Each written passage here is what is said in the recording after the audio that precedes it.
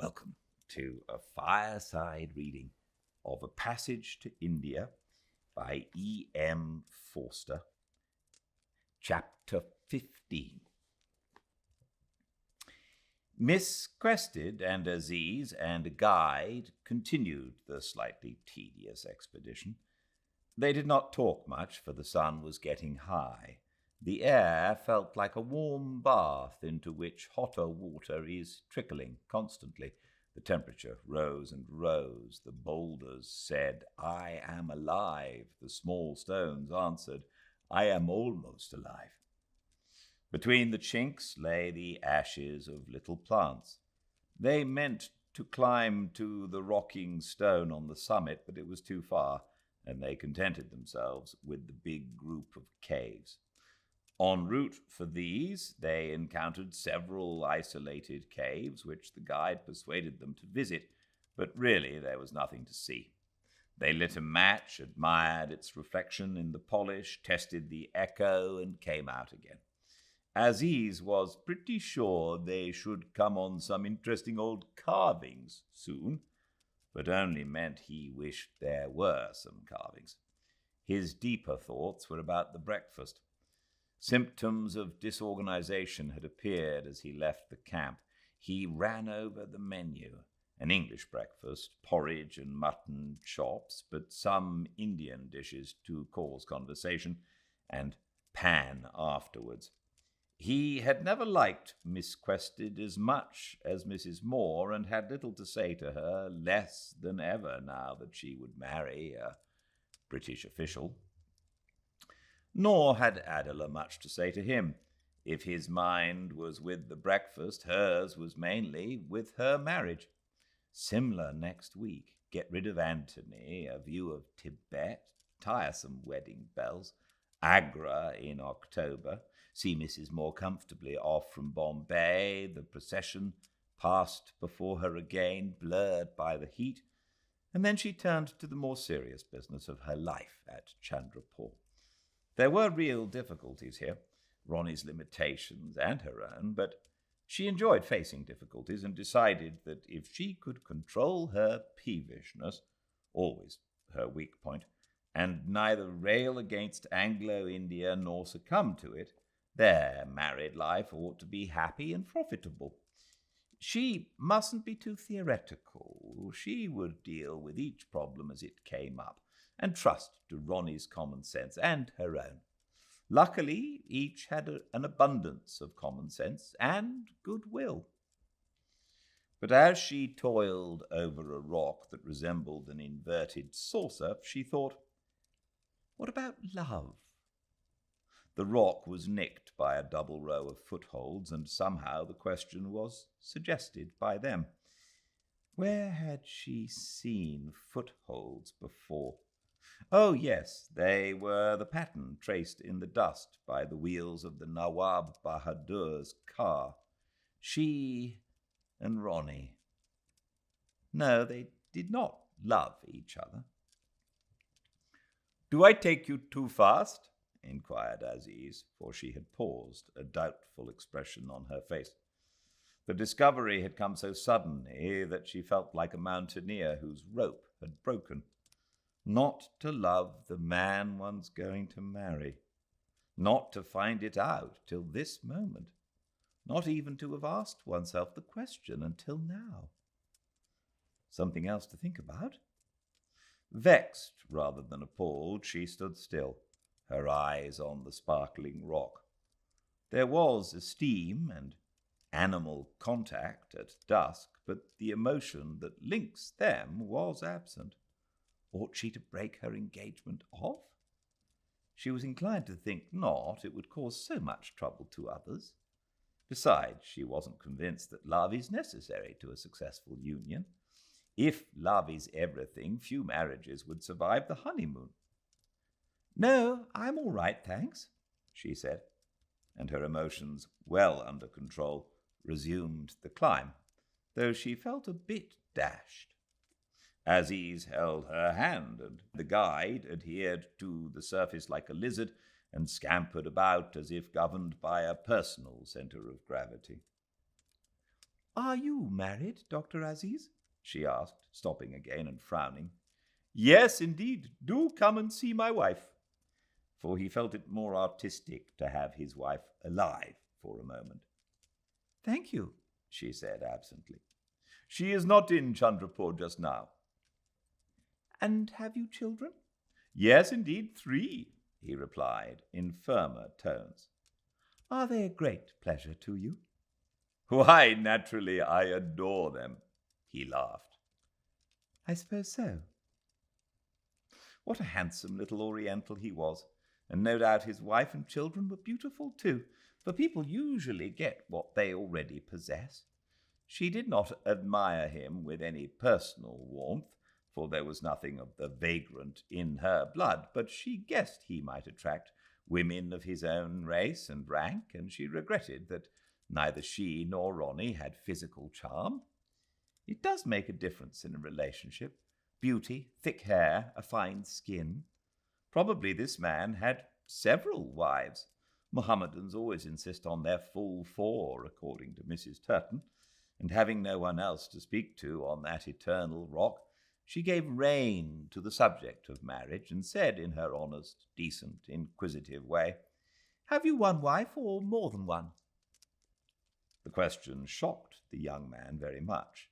It challenged a new conviction of his community, and new convictions are more sensitive than old. If she had said, "Do you worship one god or several?" he would not have objected. But to ask an educated Indian Muslim how many wives he has, appalling, hideous. He was in trouble how to conceal his confusion. One in my own particular case," he sputtered, and let go of her hand. Quite a number of caves were at the top of the track, and thinking, "Damn the English, even at their best," he plunged into one of them to recover his balance.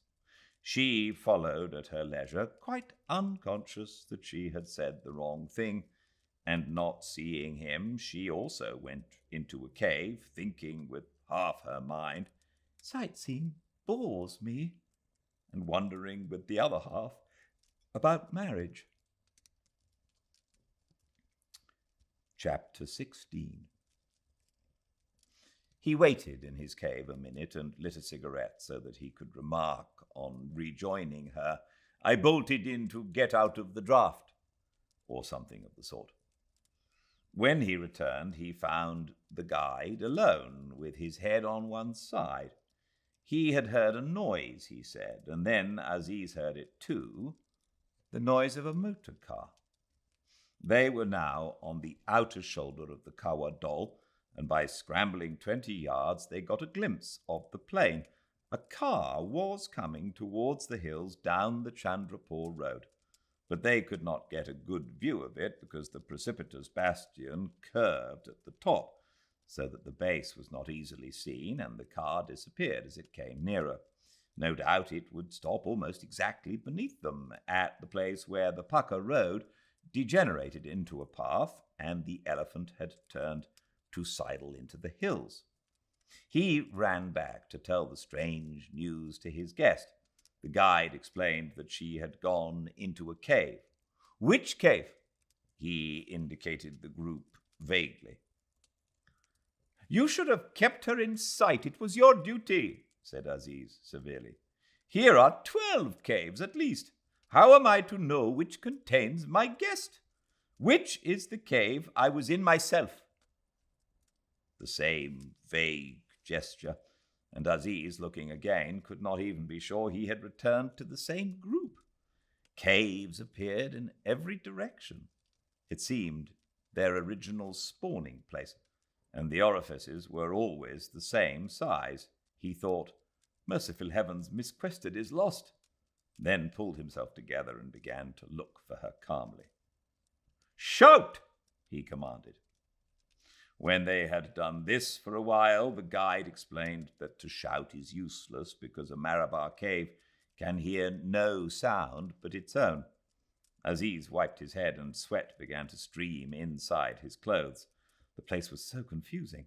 It was partly a terrace, partly a zigzag, and full of grooves that led this way and that like snake tracks. He tried to go into every one, but he never knew where he had started. Caves got behind caves, all confabulated in pairs, and some were at the entrance of a gully. "Come here," he called gently, and when the guide was in reach, he struck him in the face for a punishment. The man fled, and he was left alone. He thought, "This is the end of my career. My guest is lost." And then he discovered the simple and sufficient explanation of the mystery. Miss Quested wasn't lost. She had joined the people in the car. Friends of hers, no doubt. Mr. Hislop, perhaps. He had a sudden glimpse of her far down the gully, only a glimpse, but there she was, quite plain, framed between rocks and speaking to another lady. He was so relieved that he did not think her conduct odd. Accustomed to sudden changes of plan, he supposed that she had run down the Cowardall impulsively, in the hope of a little drive. He started back alone towards his camp, and almost at once caught sight of something which would have disquieted him very much a moment before. Miss Quested's field glasses. They were lying at the verge of a cave, halfway down an entrance tunnel. He tried to hang them over his shoulder, but the leather strap had broken, so he put them into his pocket instead. When he had gone a few steps, he thought she might have dropped something else, so he went back to look. But the previous difficulty recurred. He couldn't identify the cave. Down in the plain, he heard the car starting. However, he couldn't catch a second glimpse of that, so he scrambled down the valley face of the hill towards Mrs. Moore, and here he was more successful.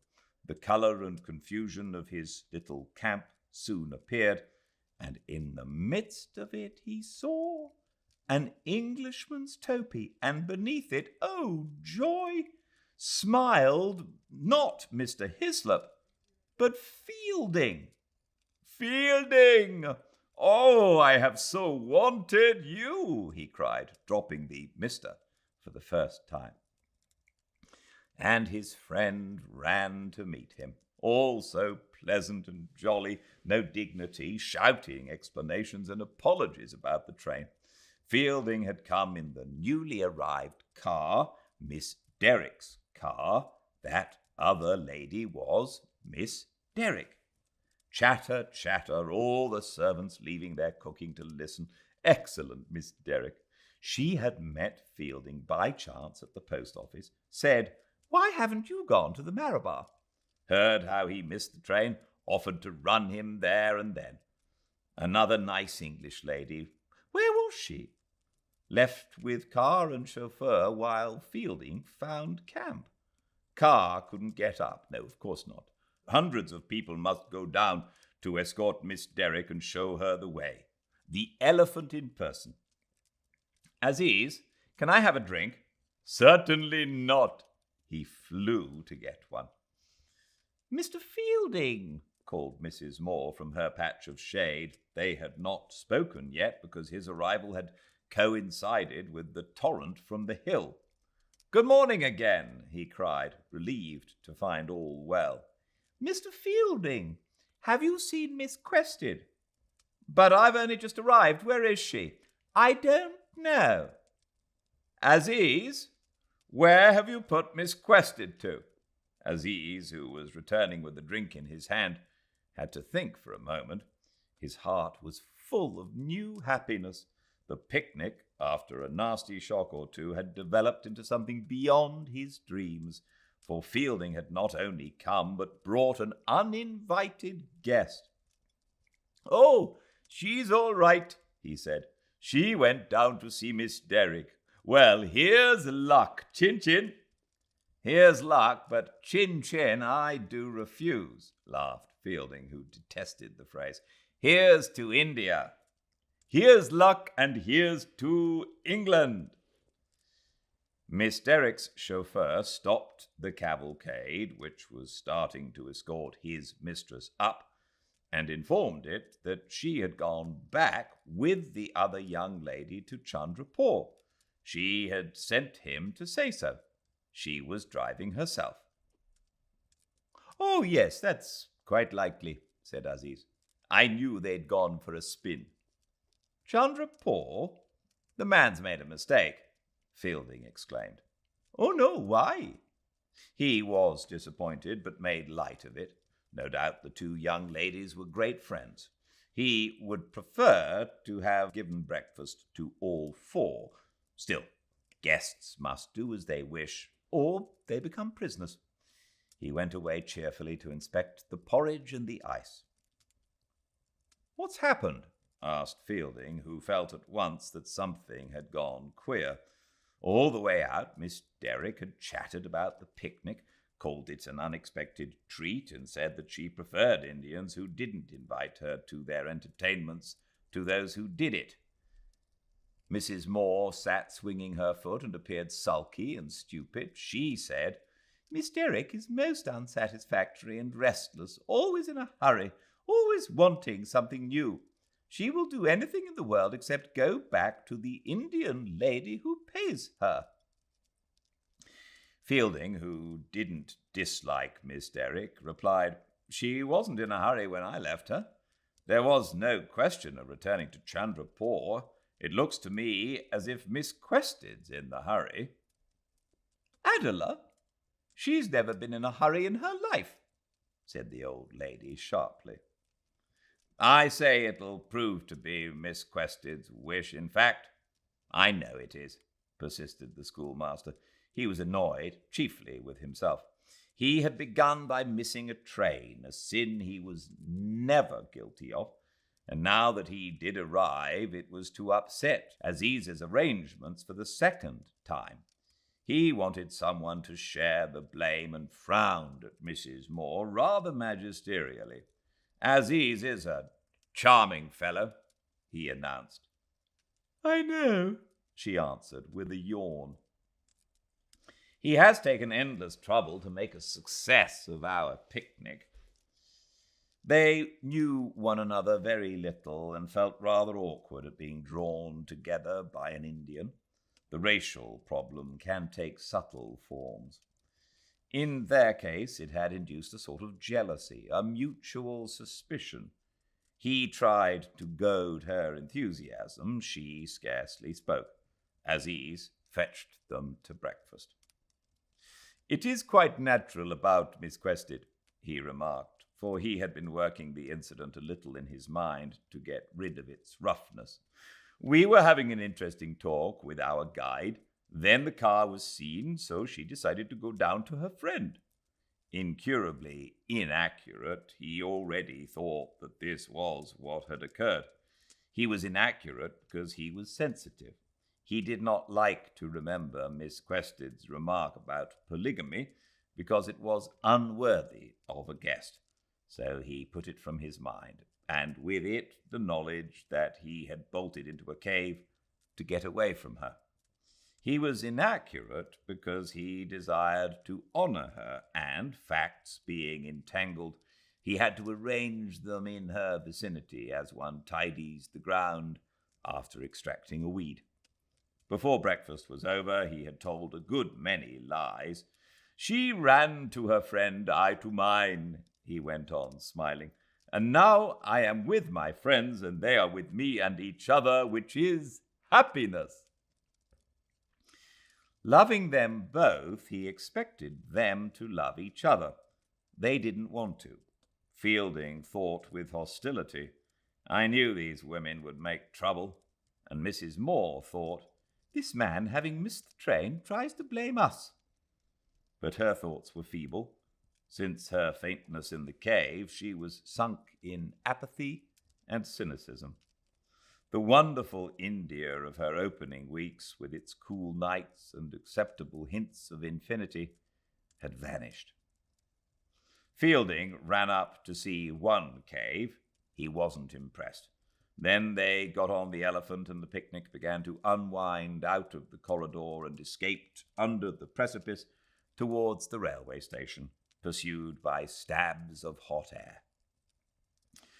They came to the place where he had quitted the car. A disagreeable thought now struck him, and he says, "Aziz, exactly where and how did you leave Miss Quested?" "Up there," he indicated the Kawa doll cheerfully. "But how?"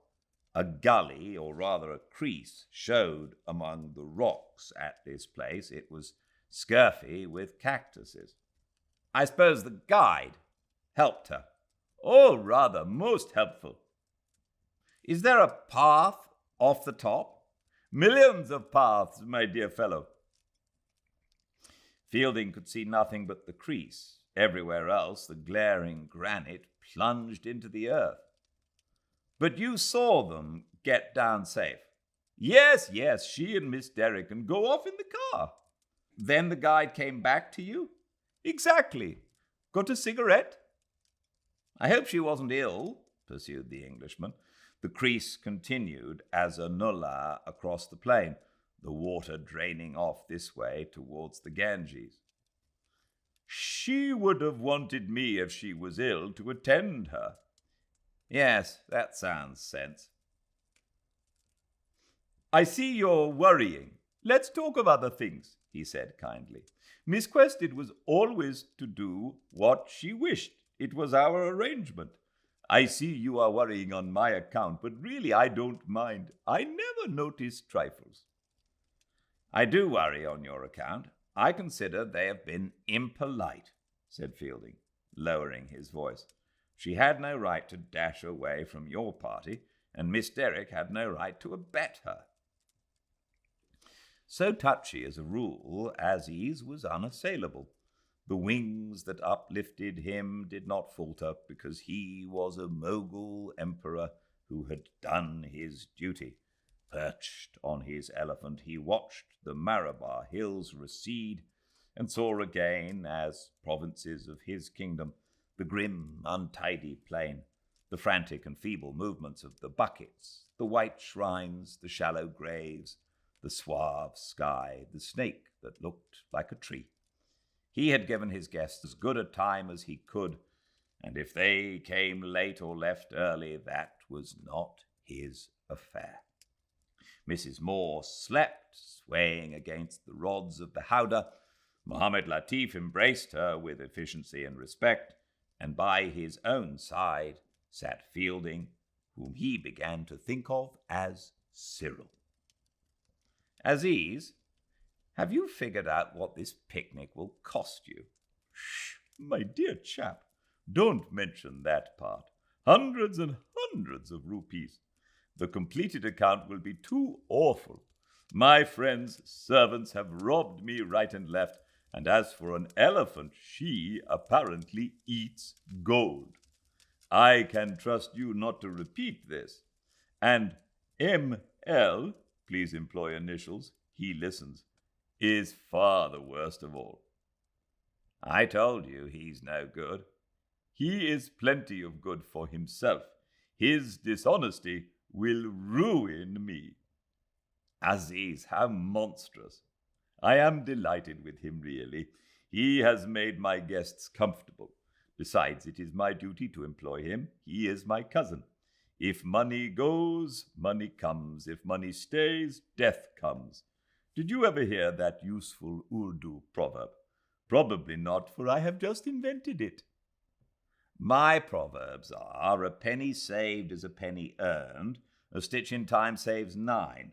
Look before you leap, and the British Empire rests on them. You will never kick us out, until you cease employing MLs and such." "Oh, kick you out? Why should I trouble over that dirty job? Leave it to the politicians. No, when I was a student, I got excited over your damned countrymen, certainly, but if they'll let me get on with my profession and not be too rude to me officially, I really don't ask for more." "But you do. You take them to a picnic." "This picnic is nothing to do with English or Indian. It is an expedition of friends." So the cavalcade ended, partly pleasant, partly not. The Brahmin cook was picked up, the train arrived, pushing its burning throat over the plain, and the 20th century took over from the 16th. Mrs. Moore entered her carriage, the three men went to theirs, adjusted the shutters, turned on the electric fan, and tried to get some sleep. In the twilight, all resembled corpses, and the train itself seemed dead, though it moved, a coffin from the scientific north which troubled the scenery 4 times a day. As it left the Marabars, their nasty little cosmos disappeared and gave place to the Marabars seen from a distance, finite and rather romantic. The train halted once under a pump to drench the stock of coal in its tender. Then it caught sight of the main line in the distance, took courage and bumped forward, rounded the civil station, surmounted the level crossing, the rails were scorching now, and clanked to a standstill. Chandrapur, Chandrapur, the expedition was over. And as it ended, as they sat up in the gloom and prepared to enter ordinary life, suddenly the long-drawn strangeness of the morning snapped. Mr. Huck, the inspector of police, flung open the door of their carriage and said in shrill tones, "Dr. Aziz, it is my highly painful duty to arrest you." "Hello, some mistake," said Fielding, at once taking charge of the situation. "Sir, they are my instructions. I know nothing." "On what charge do you arrest him?" "I am under instructions not to say." "Don't answer me like that. Produce